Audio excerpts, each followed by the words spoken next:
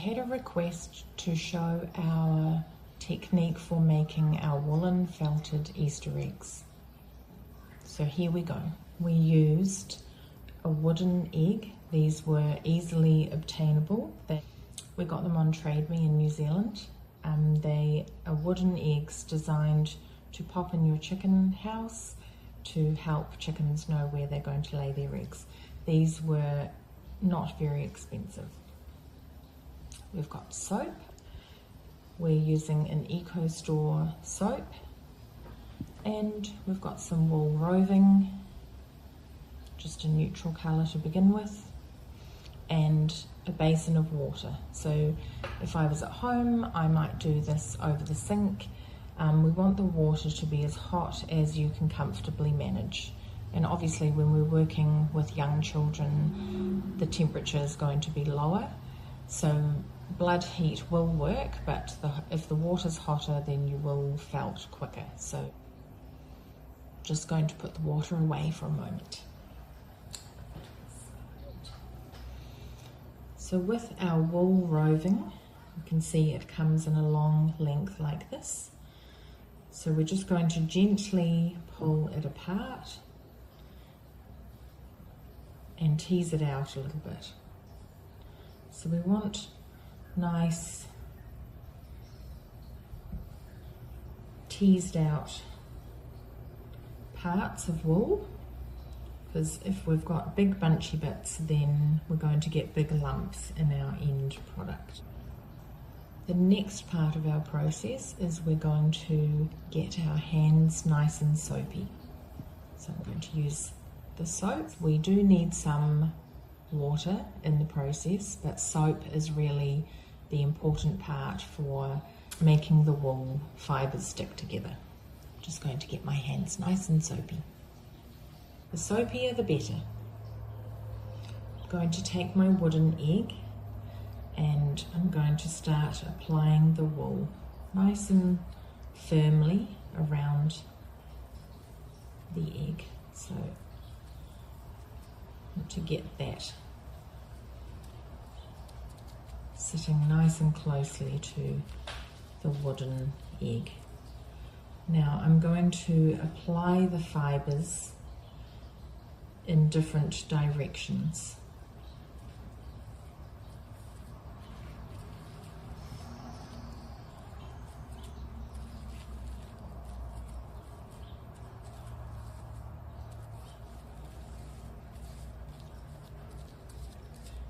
Just spread it out, go around the egg this way.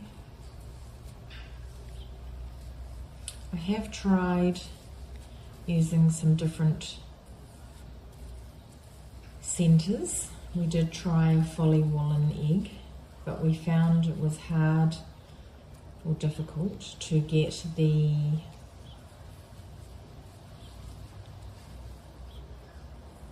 required firmness when we were felting. It's much easier if you can use some kind of solid in the middle.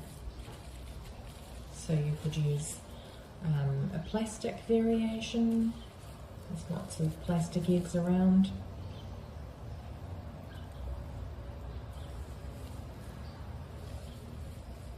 We do remove whatever it is in the middle at the end.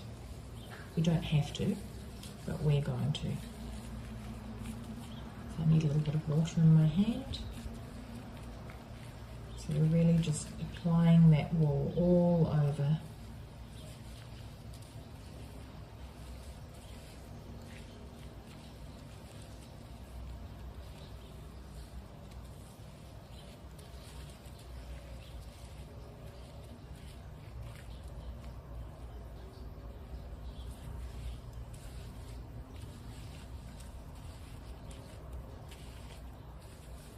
I'm going to cover up all the parts where we can see the solid egg in the middle.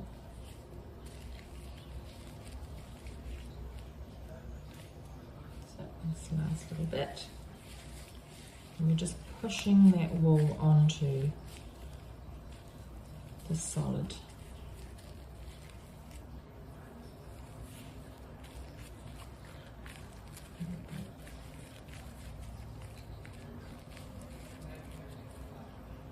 So we've covered the egg with the woolen fibres. You can see it's nice and soapy. It's wet, but not too wet. This next part of the process, we're going to be felting the wool onto the wooden egg inside.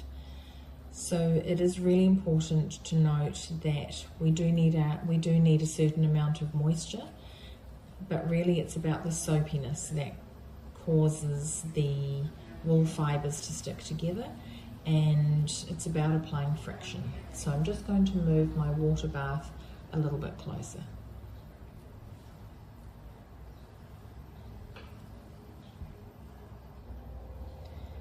This part of the process is super sensory. So if you have people who are sensory seekers, they're going to love it, and sensory avoiders are probably not going to love it. So I'll be leaving my soap in the water and regularly soaping up my hands again. It's all about the lather. At this stage, I'm pushing the wool fibres onto the egg below. If I start really pushing it that way or rubbing, then you can see that the wool starts to wrinkle, and we don't want that because this is going to create lumps, and it's also a recipe for creating holes. So at this point, I'm pushing the wool onto the egg rather than sliding it sideways.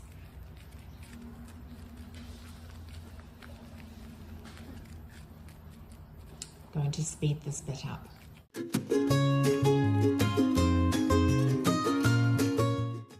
So you can see the wool fibres they're still a bit soft, but they've really created like a skin around the wooden egg. So I can start applying a little bit more pressure. So I cup my hands together and I'm rolling the egg. I'm not really applying pressure at this point. It's very, very gentle. You should know we're going to make many mistakes in this process, and they are all learning experiences. So embrace the holes. Going to speed the next bit up.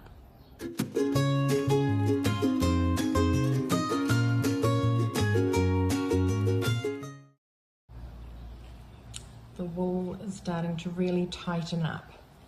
So in the next part I can start, still gently, but I can start applying a bit more friction. So I'm really still cupping the egg, but rubbing the wool. More in an up and down, rotating it and rubbing it up and down. You see, I haven't really applied any more water at this point.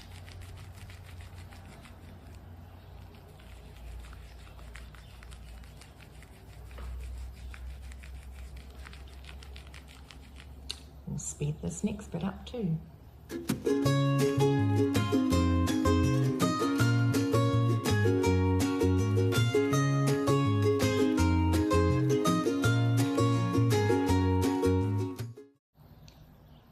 By now, there should be very little movement. So if I'm pushing the wool around the wooden egg, you can see it doesn't slip, it doesn't bunch. So we're just going to do a little bit more of rinsing and squeezing, a bit more rubbing. You can really see that it's formed a nice, tight woolen skin around the wooden egg. We're ready for the next stage. The next stage of our Easter egg is to apply the next colours. So the easiest version is to repeat the same process with one block colour of wool, and we're going to do exactly the same thing over the egg. So we'll get it nice and soapy to begin with and repeat the process. So this year we got a little bit adventurous and we tried some blended colours. So I'm going to make a blended coloured egg. So we're going to tease out the wool like we did before. Got a little bit of an obsession with greens and blues at the moment. There are probably many ways to do this process. This is just the way that we have chosen and explored. So we're now repeating the process. Need some soapiness.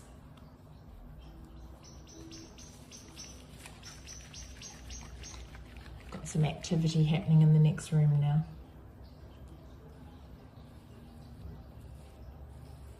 We're just applying that wool all over, again in different directions, nice and tightly.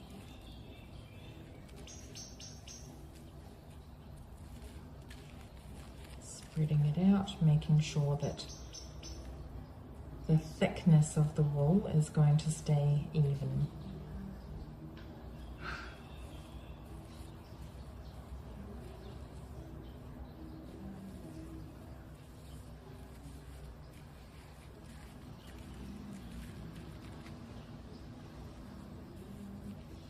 It's been really beautiful working out how to mix the colours.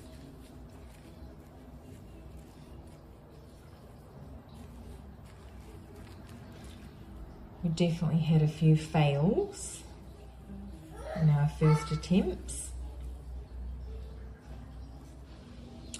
So I've applied my colours, my next layer, and now we're going to go through exactly the same process. So pushing very gently to create a skin, then adding more friction by rolling it, and then rubbing it, and then getting quite rough with it. So we're going to speed this process up.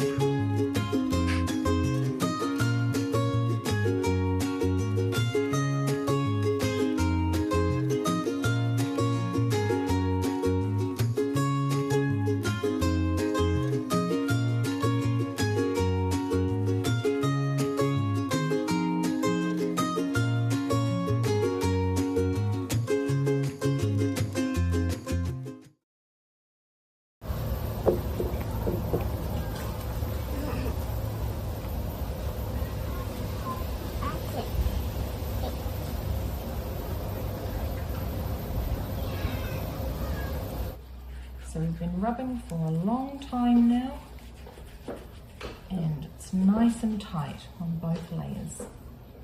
So now I'm going to take it to the sink and I'm going to rinse it. So here we are at the sink.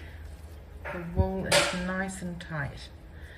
We're going to rinse out the soapy residue. We want to make the water as hot as we can handle. So just rinsing and squeezing it, rinsing and squeezing. We want to wring out as much water as we can, and then using a towel, wrap it, squeezing it again.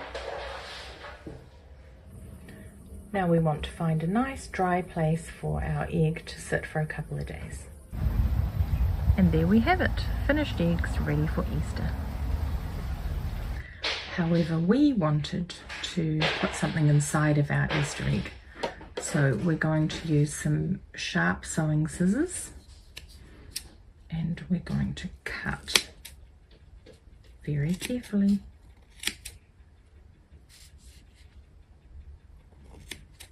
Need to get through both layers of the wool.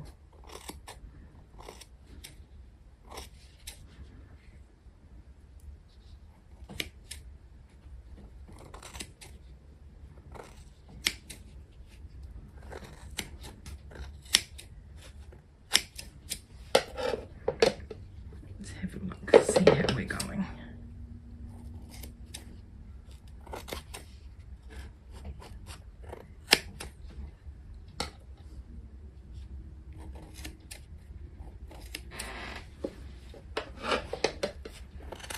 we can see we've got two very distinct layers that are hopefully well felted together. And this is the next stage. So I'm going to use a blanket stitch to go around both sides of the mouth to finish it off, make it nice and secure, and then we can put a little treat inside.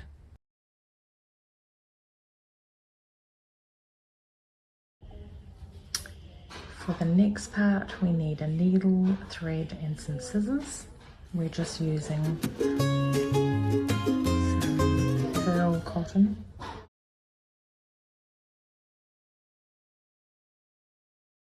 So we've got a good size knot at the end of our thread. Just going to trim up the end. Thought I'd just make it very clear as well. I'm not doing this part of our process with toddlers. They helped with the felting process, rubbing the soap and the wool. The rest of it I'm doing myself. So we want that knot to go in the corner so that it's snugly right out of the way.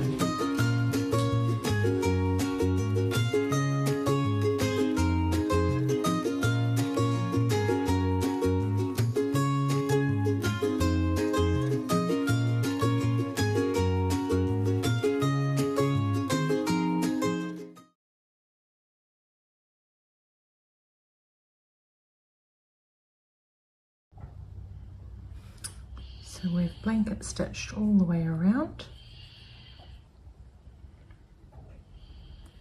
and we're just going to finish it off with a nice little knot at the end.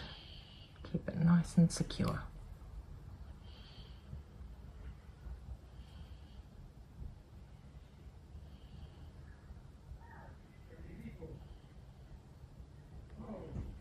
Just do a double knot. And then we can bury the tail in between the layers. So I'm just going to pull it all the way through there.